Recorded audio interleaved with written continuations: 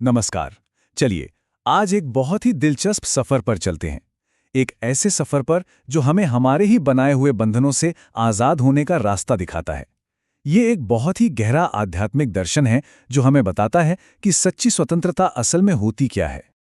ये एक सवाल है जो हम सबको सोचना चाहिए कि क्या हम वाकई में आज़ाद हैं या फिर हम जाने अनजाने में एक ऐसे पिंजरे में जी रहे हैं जिसे हमने खुद ही बनाया है।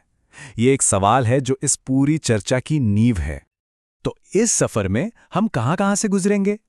देखिए, सबसे पहले हम उस पहले और आखिरी प्रयास को समझेंगे, फिर सीमाओं के जाल को देखेंगे, उसके बाद उस पिंजरे से बाहर निकलने का मतलब पंछी का मार्ग जानेंगे, सोने की जंजीरों से सावधान रहेंगे और आखिर में समझेंगे कि सच्ची सेवा का मकसद क्या होता है। तो चलिए शुरू करते हैं पहले पड़ाव से। इस पूरे दर्शन की जो बुनियाद है वो एक बहुत ही सीधे लेकिन उतने ही शक्तिशाली विचार पर टिकी है, और इसे समझना ही हमारी यात्रा का पहला कदम है। तो वो शब्द है बेहद, मतलब जिसकी कोई हद ना हो, असीमित, बंधनहीन। जरा सोचिए, एक ऐसी अवस्था के बारे में जहां कोई सीमा नहीं, कोई रोक टोक नहीं, कोई बंधन नहीं, बस एक शुद्ध चेतना है। यही इस सफर की मंजिल है। अच्छा, बेहद को समझने के लिए पहले ये जानना जरूरी है कि हद क्या है ना? आखिर हम फंसे कहाँ हैं?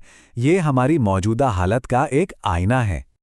और ये देखिए, ये फर्क कितना साफ है। एक तरफ है हद वाली दुनिया, जहां मेरा शरीर, मेरे रिश्ते, मेरा परिवार, ये मेरा मेरा का भाव हमें बांध कर रखता है।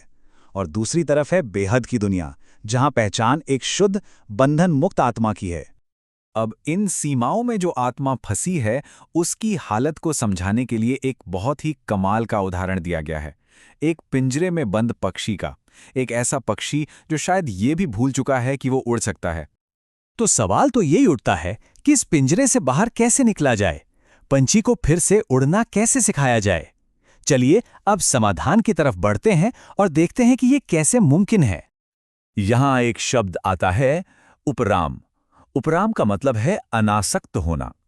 अब इसका मतलब ये बिल्कुल नहीं है कि दुनिया छोड़ के भाग जाना है, नहीं, ये तो एक कला है, दुनिया में रहते हुए भी दुनिया की बातों से ऊपर उठ जाने की, और यही उड़ने की शक्ति है।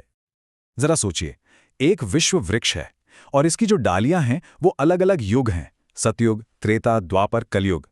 एक आजाद पंछी, वो किसी भी डाली पर बैठ तो सकता है, मतलब किसी भी युग में अपना कर्म कर सकता है, लेकिन वो अपने पंजे उस डाली में फंसाता नहीं है। तो यही है कर्म करने का सबसे सही तरीका। दुनिया में रहना है, सारे काम करने हैं, अपनी जिम्मेदारियां निभानी है, लेकिन किसी भी चीज से बंधना नहीं है। कर्म के फल से, उसके बंधन से मुक्त रहकर उड़ जाना है। लेकिन रुकिए, ये रास्ता इतना भी सीधा नहीं है। एक बहुत ही महीन जाल है जिससे बचने की चेतावनी दी गई है। एक ऐसा जाल जिसमें बड़े बड़े लोग भी फंस जाते हैं। और ये बात कितनी गहरी है कि बंधन तो बंधन है, फिर चाहे जंजीर लोहे की हो या सोने की। इसका मतलब ये है कि कई बार हमारे अच्छे कर्म, हमारी अच्छाइयां भी हमारे लिए पिंजरा बन जाती हैं। ये समझना थोड़ा मुश्किल हो सकता है, पर यह बहुत जरूरी है। देखिए, जब हम कुछ अच्छा करते हैं तो मन में एक उम्मीद बन जाती है कि लोग तारीफ करें या उसका कोई अच्छा नतीजा मिले। बस यही उम्मीद हमारी सोने की जंजीर बन जाती है। तो फिर सवाल उठता है कि इस आज़ादी का, इस स्वतंत्रता का आखिर मकसद क्या है? अब हम पहुंच रहे हैं अपने सफर के आखिरी पड़ाव पर, जहां हमें पता चलेगा कि जो अंदर की आज़ादी है वो बाहर की दुनिया में कैसे जाहिर होती है। फॉलो फादर का मतलब ही यही है कि परमात्मा की तरह बनो।